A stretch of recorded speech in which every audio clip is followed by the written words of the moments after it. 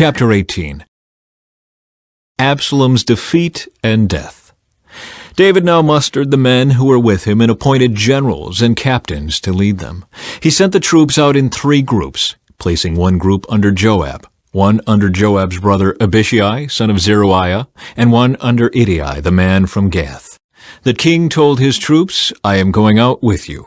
But his men objected strongly. "You must not go," they urged. "If we have to turn and run, and even if half of us die, it will make no difference to Absalom's troops. They will be looking only for you. You are worth 10,000 of us, and it is better that you stay here in the town and send help if we need it."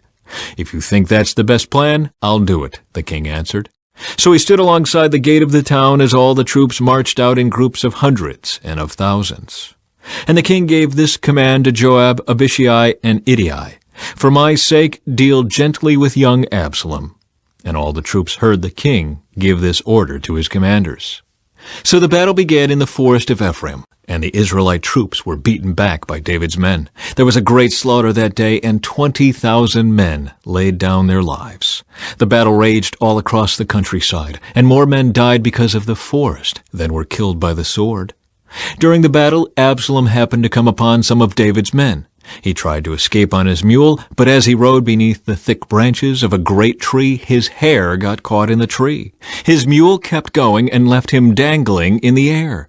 One of David's men saw what had happened and told Joab, "I saw Absalom dangling from a great tree." "What?" Joab demanded. "You saw him there and didn't kill him? I would have rewarded you with 10 pieces of silver and a hero's belt." "I would not kill the king's son for even 1,000 pieces of silver," the man replied to Joab. "We all heard the king say to you and Abishai and Ittai, 'For my sake, please spare young Absalom.' And if I had betrayed the king by killing his son, and the king would certainly find out who did it, you yourself would be the first to abandon me." "Enough of this nonsense," Joab said.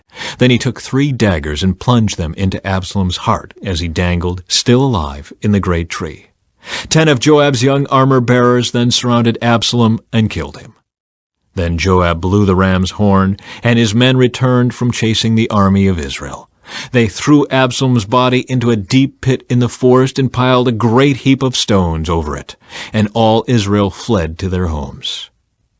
During his lifetime, Absalom had built a monument to himself in the king's valley, for he said, "I have no son to carry on my name."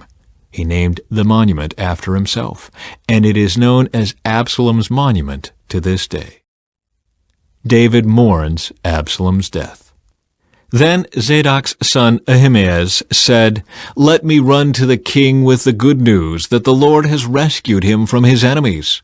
"No," Joab told him, "it wouldn't be good news to the king that his son is dead. You can be my messenger another time, but not today." Then Joab said to a man from Ethiopia, "Go tell the king what you have seen." The man bowed and ran off. But Ahimaaz continued to plead with Joab, "Whatever happens, please let me go too." "Why should you go, my son?" Joab replied. "There will be no reward for your news." "Yes, but let me go anyway," he begged. Joab finally said, "All right, go ahead." So Ahimaaz took the less demanding route by way of the plain and ran to Mahanaim ahead of the Ethiopian. While David was sitting between the inner and outer gates of the town, the watchman climbed to the roof of the gateway by the wall. As he looked, he saw a lone man running toward them. He shouted the news down to David, and the king replied, "If he is alone, he has news." As the messenger came closer, the watchman saw another man running toward them. He shouted down, "Here comes another one." The king replied, "He also will have news." "The first man runs like Ahimaaz, son of Zadok," the watchman said. "He is a good man and comes with good news," the king replied.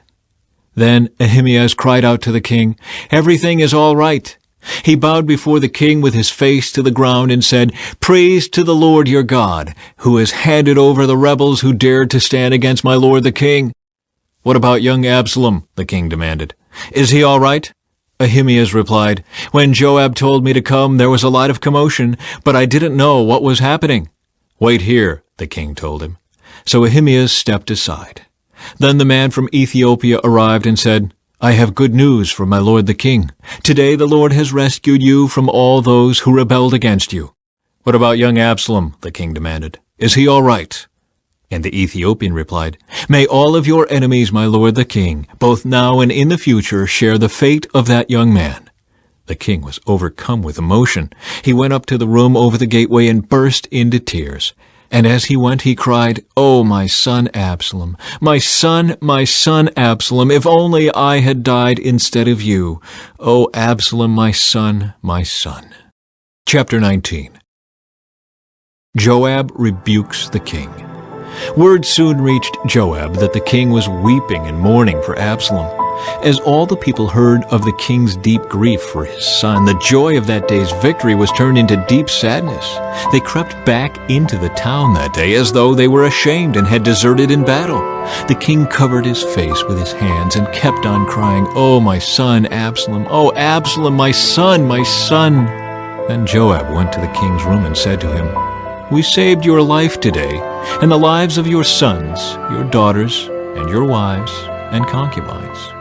Yet you act like this, making us feel ashamed of ourselves. You seem to love those who hate you and hate those who love you. You have made it clear today that your commanders and troops mean nothing to you. It seems that if Absalom had lived and all of us had died, you would be pleased. Now, go out there and congratulate your troops, for I swear by the Lord that if you don't go out, not a single one of them will remain here tonight. Then you will be worse off than ever before." So the king went out and took his seat at the town gate. And as the news spread throughout the town that he was there, everyone went to him. Meanwhile, the Israelites who had supported Absalom fled to their homes. And throughout all the tribes of Israel there was much discussion and argument going on. The people were saying, "The king rescued us from our enemies and saved us from the Philistines, but Absalom chased him out of the country. Now Absalom, whom we anointed to rule over us, is dead. Why not ask David to come back and be our king again?" Then King David sent Zadok and Abiathar the priests to say to the elders of Judah, "Why are you the last ones to welcome back the king into his palace? For I have heard that all Israel is ready. You are my relatives, my own tribe, my own flesh and blood. So why are you the last ones to welcome back the king?" And David told them to tell Amasa, "Since you are my own flesh and blood, like Joab, may God strike me and even kill me if I do not appoint you as commander of my army in his place." Then Amasa convinced all the men of Judah, and they responded unanimously. They sent word to the king, "Return to us and bring back all who are with you." David's return to Jerusalem. So the king started back to Jerusalem, and when he arrived at the Jordan River, the people of Judah came to Gilgal to meet him and escort him across the river. Shimei, son of Gera, the man from Bahurim in Benjamin, hurried across with the men of Judah to welcome King David.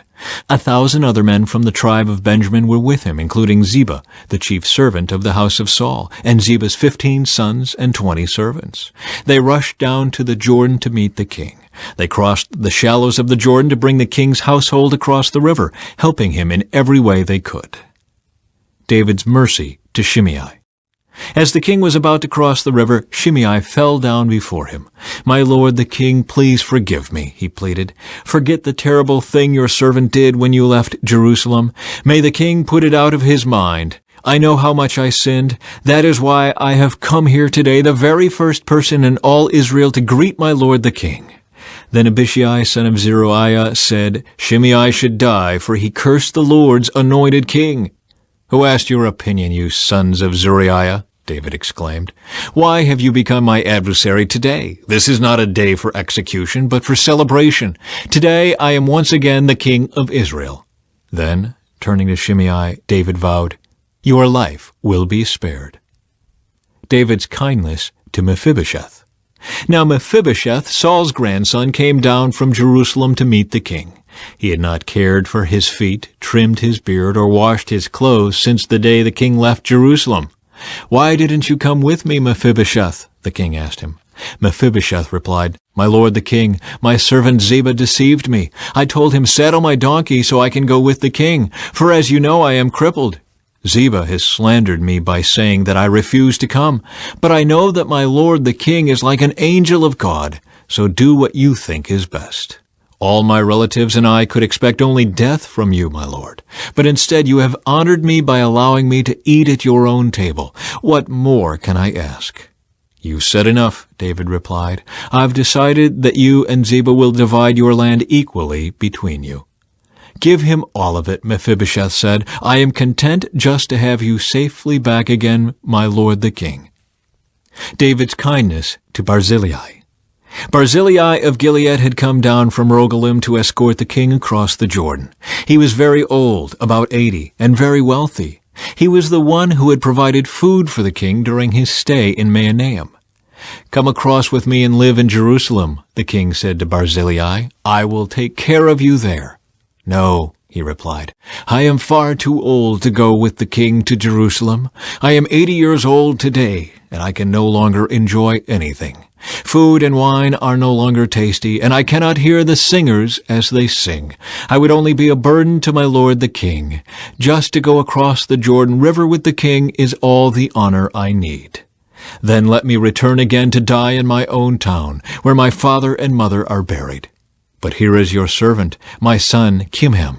Let him go with my lord the king and receive whatever you want to give him." "Good," the king agreed.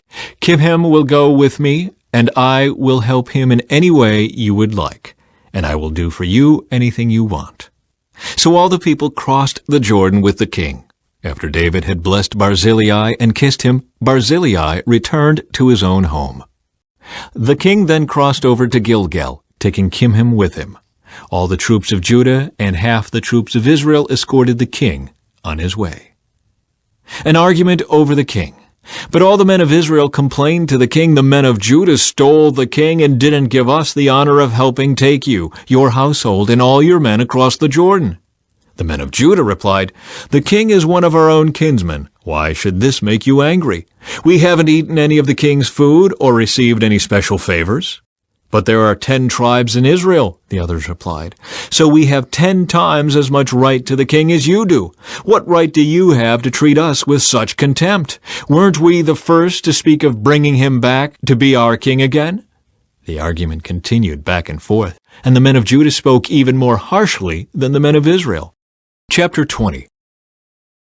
The Revolt of Sheba. There happened to be a troublemaker there named Sheba, son of Bichri, a man from the tribe of Benjamin. Sheba blew a ram's horn and began to chant, "Down with the dynasty of David! We have no interest in the son of Jesse! Come on, you men of Israel, back to your homes!" So all the men of Israel deserted David and followed Sheba, son of Bichri. But the men of Judah stayed with their king and escorted him from the Jordan River to Jerusalem.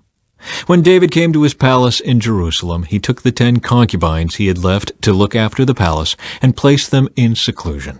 Their needs were provided for, but he no longer slept with them. So each of them lived like a widow until she died. Then the king told Amasa, "Mobilize the army of Judah within 3 days, and report back at that time." So Amasa went out to notify Judah, but it took him longer than the time he had been given. Then David said to Abishai, "Sheba, son of Bichri, is going to hurt us more than Absalom did.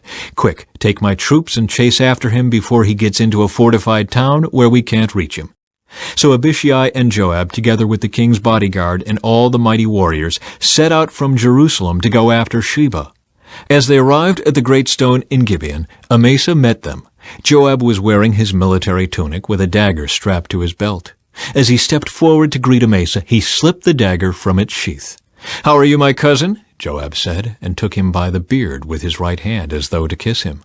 Amasa didn't notice the dagger in his left hand, and Joab stabbed him in the stomach with it so that his insides gushed out onto the ground. Joab did not need to strike again, and Amasa soon died. Joab and his brother Abishai left him lying there and continued after Sheba. One of Joab's young men shouted to Amasa's troops, "If you are for Joab and David, come and follow Joab." But Amasa lay in his blood in the middle of the road, and Joab's man saw that everyone was stopping to stare at him. So he pulled him off the road into a field and threw a cloak over him. With Amasa's body out of the way, everyone went on with Joab to capture Sheba, son of Bichri. Meanwhile, Sheba traveled through all the tribes of Israel and eventually came to the town of Abel-Beth-Maacah.